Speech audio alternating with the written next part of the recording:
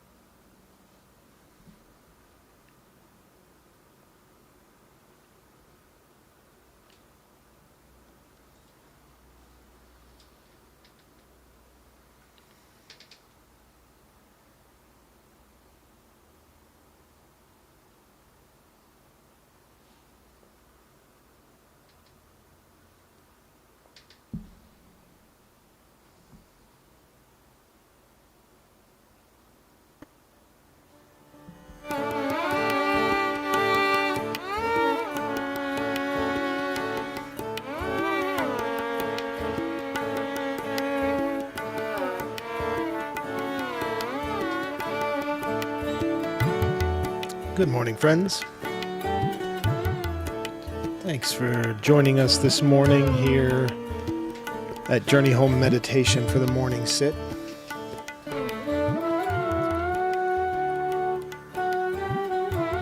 I'm Michael, and I'm happy to be here today. I am.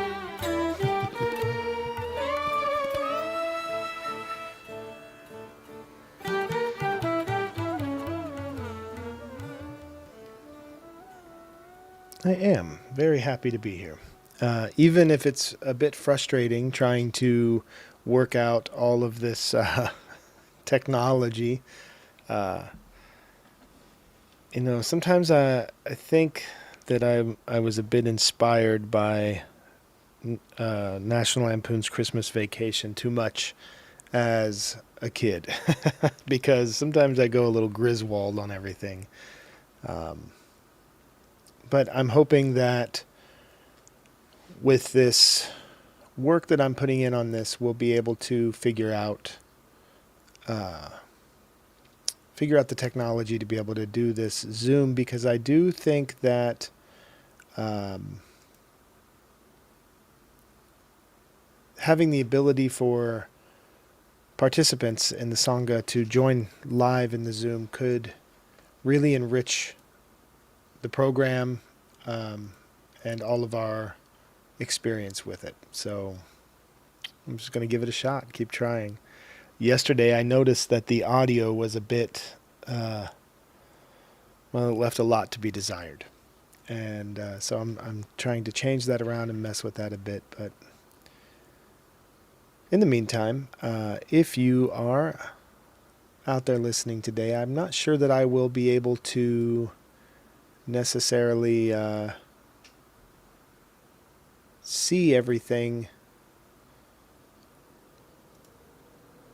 But if you are out there, throw us a hello in the chat. Just kind of doing a run through here, seeing what things are looking like. But at any rate, it is distracting, to say the least. Yeah. So why don't I get back to the point of what I'm doing here with this morning sit.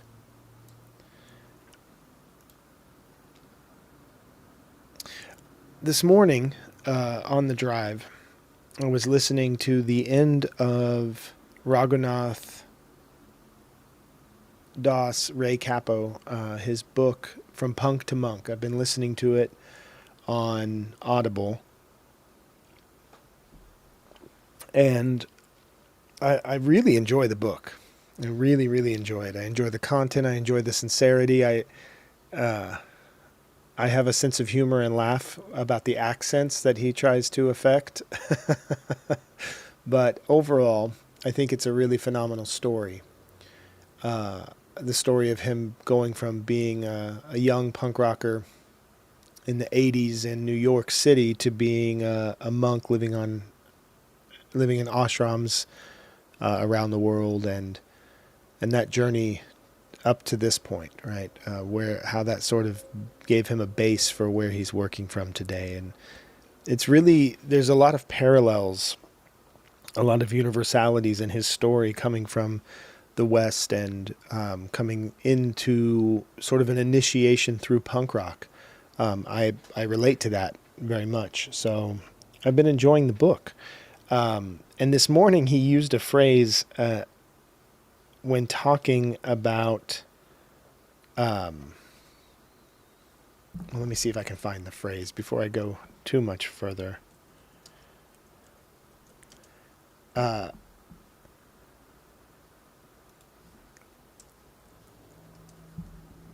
He was talking about his attachments to the material world, right? And how he sort of was catapulted into fame, a level of fame, after having been a renunciant, a devotee, and a monk, a brahmachari. And how the riches of the world, the fame, the ego stroking was starting to seep its way in sometimes. He was finding that he couldn't always resist that, and he was working hard on it. And he used the phrase big Maya. Maya, if you're not familiar, is illusion, essentially. It's sort of a magic cast, a spell cast by by the gods to sort of enrich the experience of this human existence on Earth, but it's also a bit of a trick. It's a little trickery to see how far we can go before we become completely enamored with the illusion. Right? We get stuck in the illusion. And this type of teaching is done in all sorts of different religious practices, whether it's Christianity talking about I am not of this world, and to not be attached to the things of this world, that you'll find your riches in heaven, or it's talking about the Buddhists also talking about Maya and talking about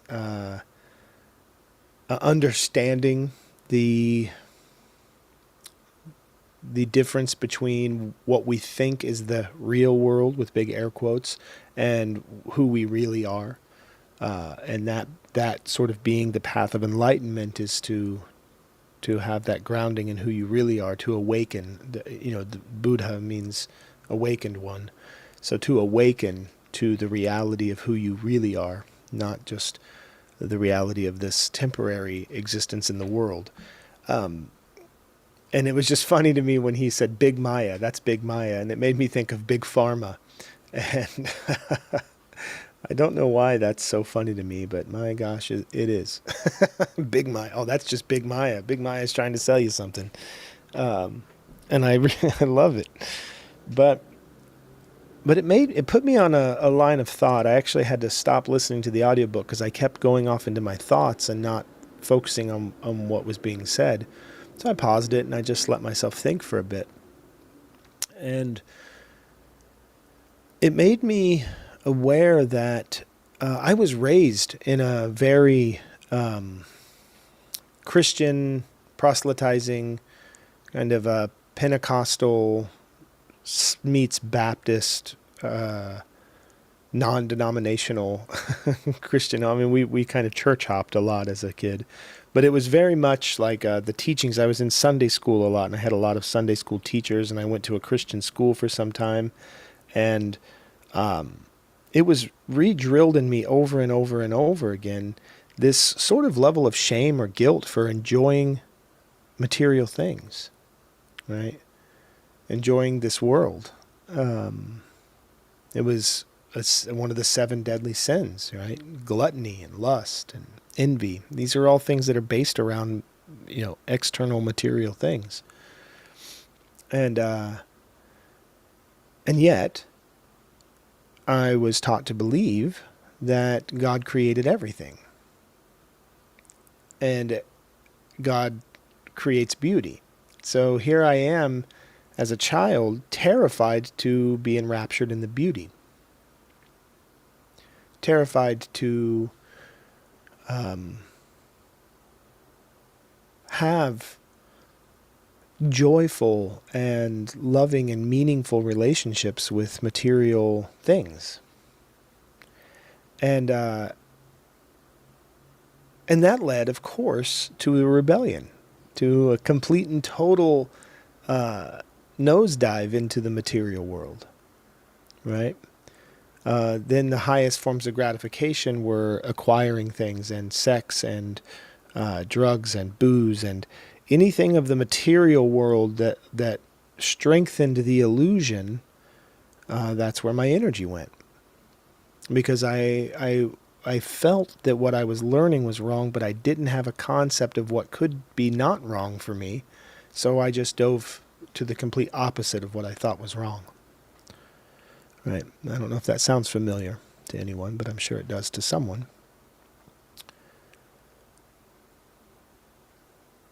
And now I'm coming around to this place of understanding that there is, what the Buddha called the middle path. Right. This is one of the teachings of the Buddha. Was, as the story goes, the Buddha tried to abandon material existence, right? He wasn't eating, lived wrapped in a loincloth, wasn't protecting his body, wasn't taking care of his body. And he was getting very sick.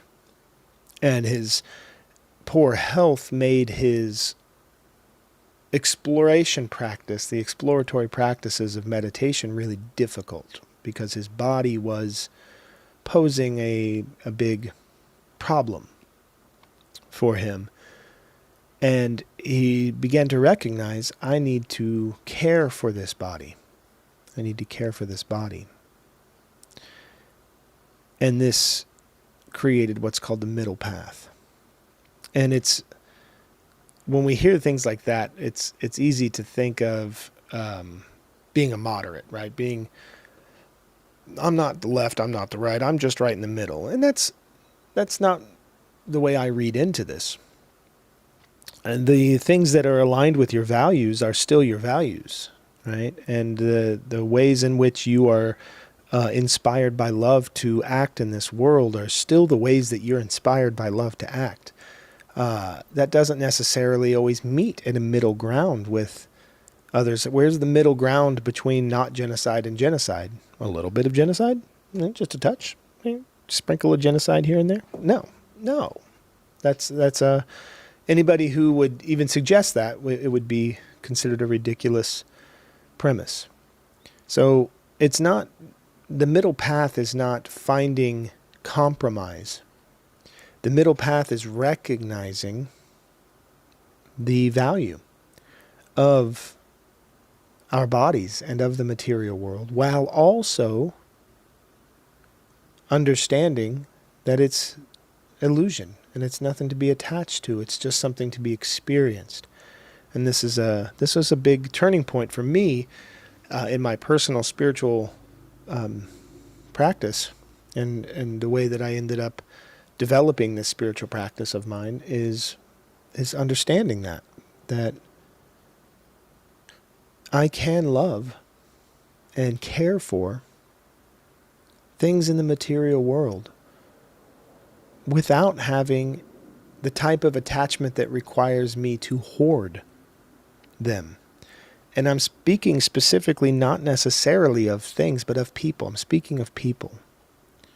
Speaking of my body. The way in which I have come into relationship with the difference between this doesn't matter and this is temporary. Those are two different things. Something can be temporary and mean a whole lot, right? Each breath I take is a temporary experience, but it means a whole lot. Can't skip one. There's no skipping breath. If I stop breathing right now, I can't. I can't stop. You have to breathe. So that temporary experience of receiving and processing, letting go and processing. This is the cycle of breath. This is a 4-step cycle, right? We breathe in, we receive. With a brief hold of the breath inside of us, we process all of the nutrients of that breath. Our body processes it, extracts what we can use, releases what we can't, and then we release everything.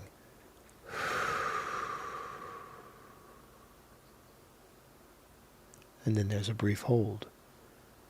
Sort of like grieving, we have a small process of recognizing that it's okay to let go. And then we breathe in again.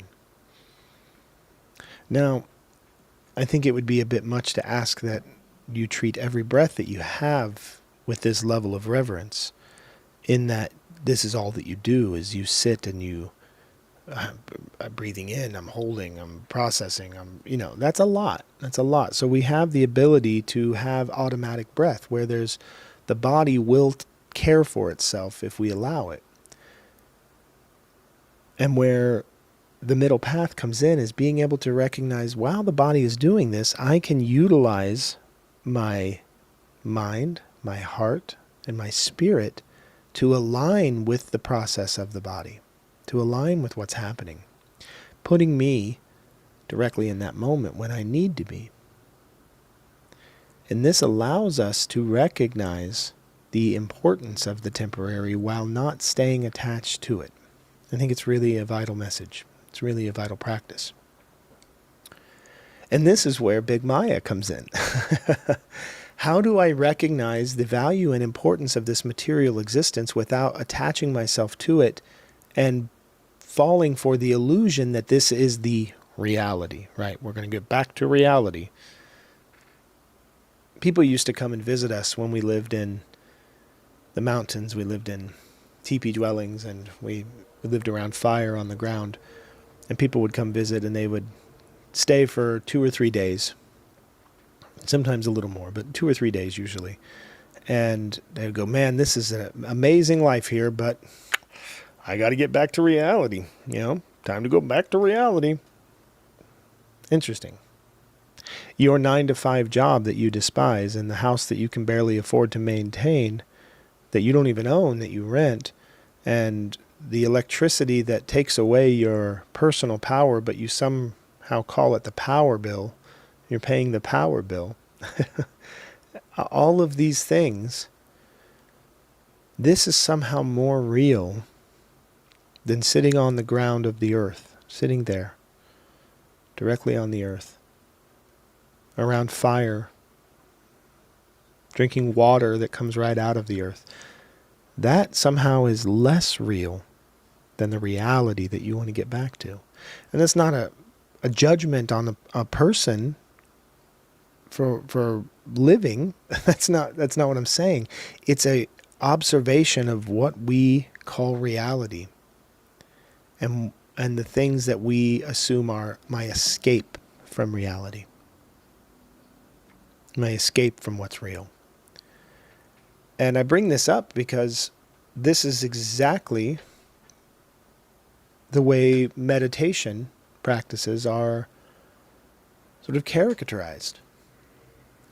That I need this break from reality, so I'm going to meditate. I need an escape. I need to get away. I'm going to meditate. And that's just not how it works. It's not in my experience. Not in the lineage of the teachers that I've had, not in my personal body experience of what I'm doing when I'm sitting on the pillow in the practice of meditation, when I'm practicing going into meditation, or when I'm finding myself throughout the day off the pillow, following the breath, connecting it to my body, understanding that my feelings, my sense feelings, my emotions, my thoughts, and my breath are all entwined. They're all one. They don't exist without those elements. Right? My breath doesn't exist as a separate, isolated experience from the rest of my experience. It's inherently entwined in all of it. It's the first thing I did when I came into the world, and it's the last thing I'll do before I leave.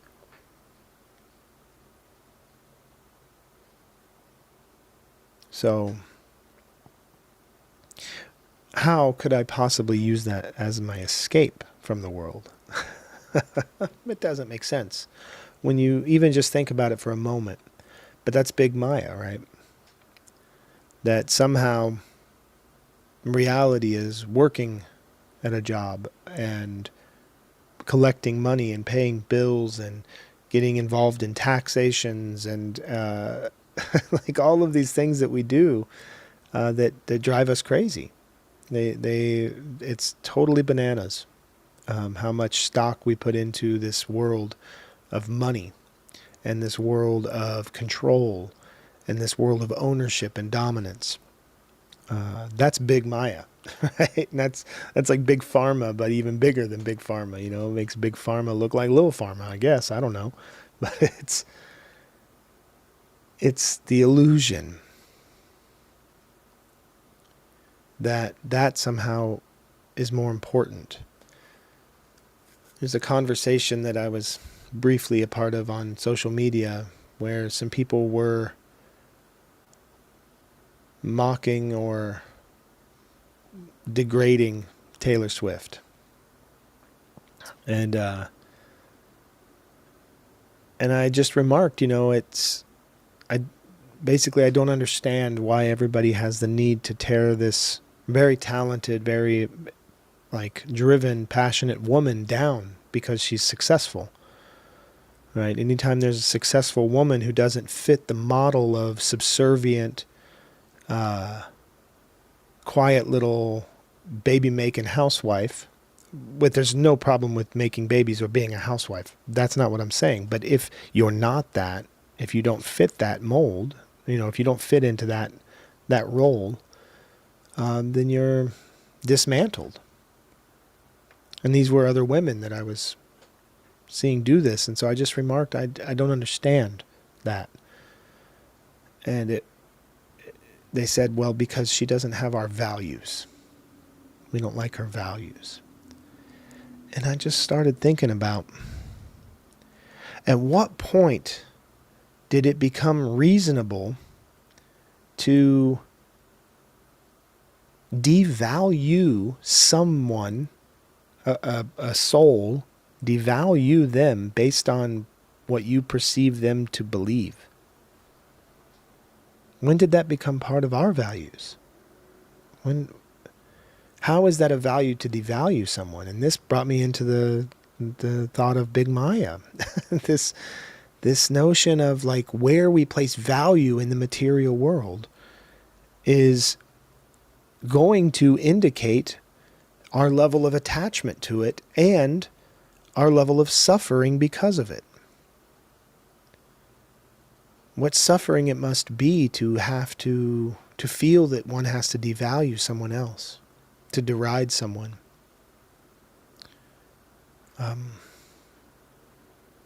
What kind of a entwined, like, deep relationship do you have with what you think is real if you're willing to devalue the one thing that we believe to be real? Another soul, another being. That's real.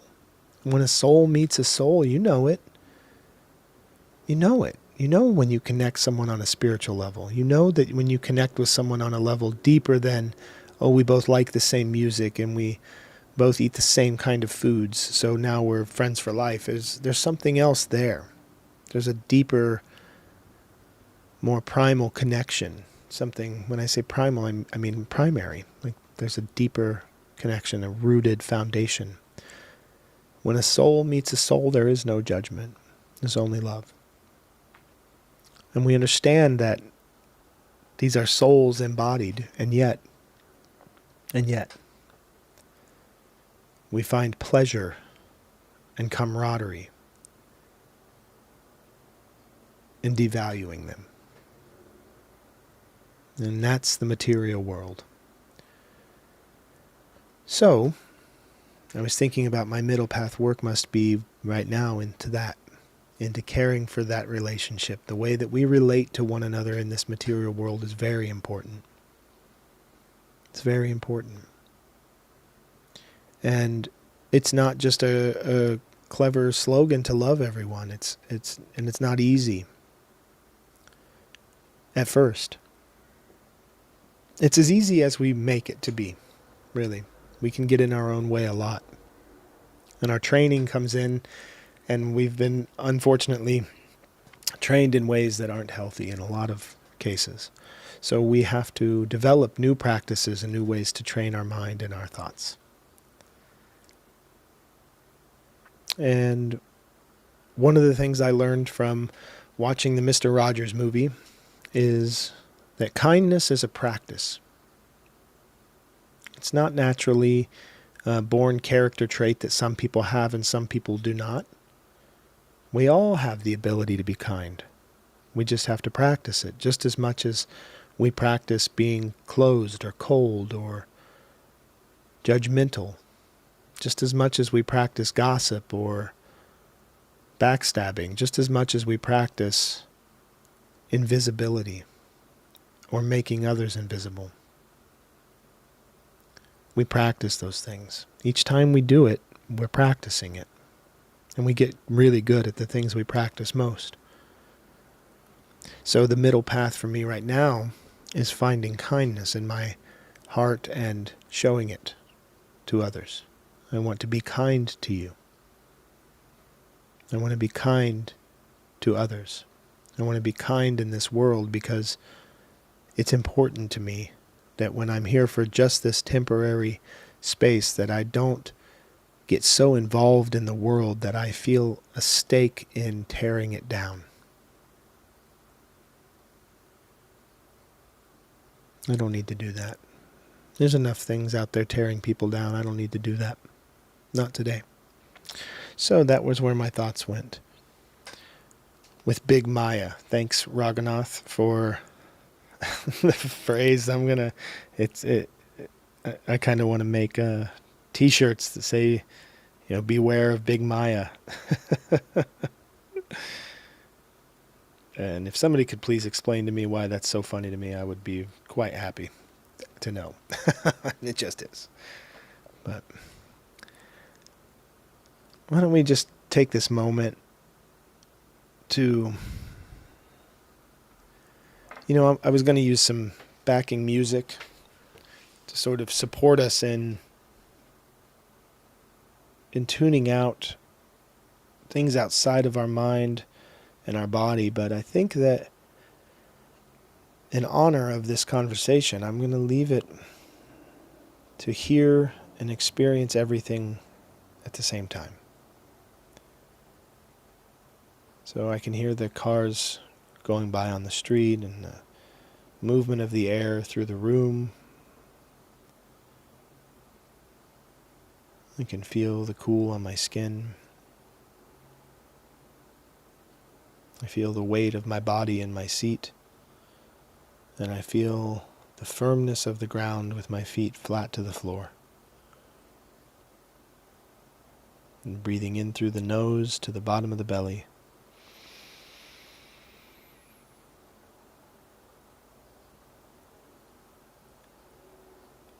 And releasing. Releasing all of the breath that I can. Relaxing my shoulders, my upper back. Straightening the spine. Bringing my shoulder blades together just slightly in the back to open the chest. Relaxing the neck and the jaw, the eyes, the eyebrows, the forehead. Breathing in.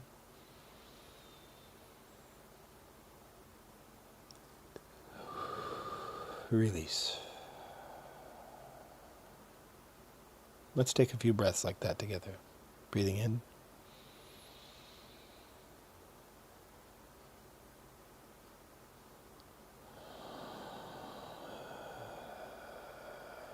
and out.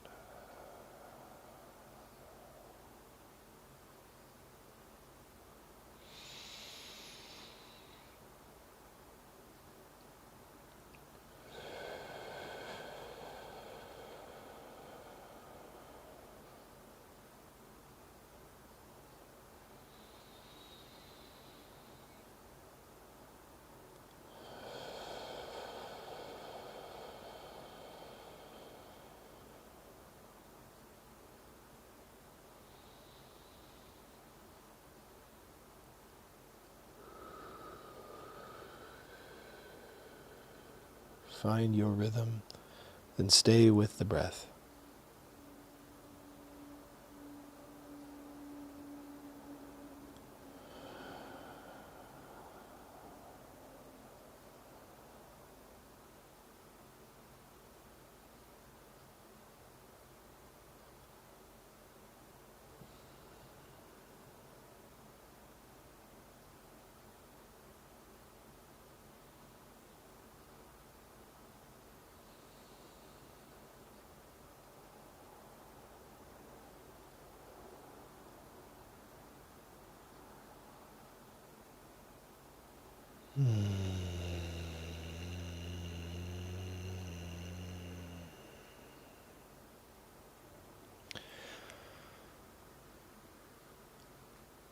Learning different breathing techniques can enhance your daily meditation practice to shift and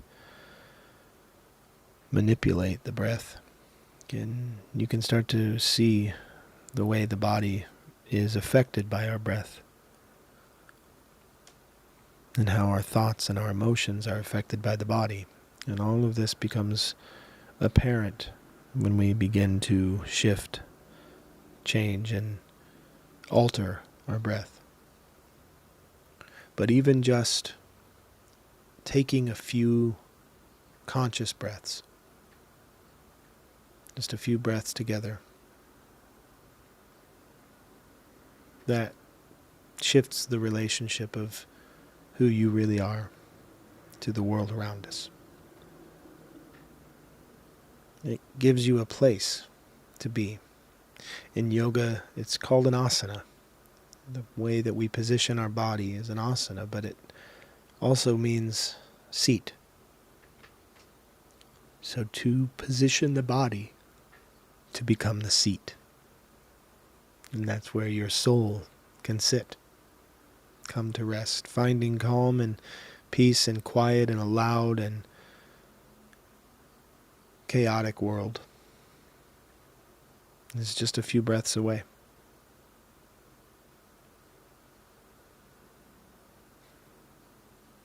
So thanks for being here, sharing those few breaths with me this morning. I really appreciate you. If you would like, you can reach out to us at journeyhomemeditation@gmail.com. And you can join us live in the Zoom. I'm going to keep up with this Zoom for a little bit longer, see if I can refine some of the issues I was having with it. But you can join us in Zoom, finding those links on Facebook for now, but I'll also be putting them on the website, journeyhome.care. That's journeyhome.care. I'll have a link on there on the calendar each morning that you can join the Zoom. I'd like to see your face. I'd like us to be able to sit together and share that connection.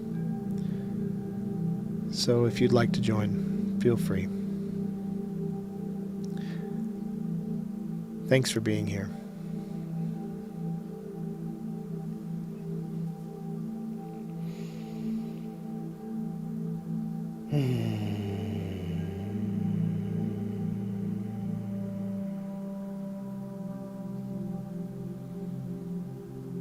Hari Om.